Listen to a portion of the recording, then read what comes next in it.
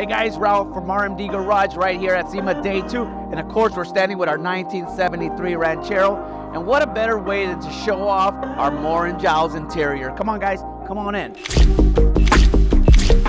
Now we did a beautiful custom blue on the exterior, and on the inside we chose that beautiful Carlyle chocolate leather that is absolutely stunning. It almost feels like it melts right in your hand. And of course we added accents. My team of trimmers did an amazing job at capturing all the detail, and that's what we love about utilizing the Moore Giles leather. We get a lot of use out of it, and that's super important when you're making sure that everything stays consistent. You have no bug bites, and of course you have a beautiful finish throughout. Hope you guys love it.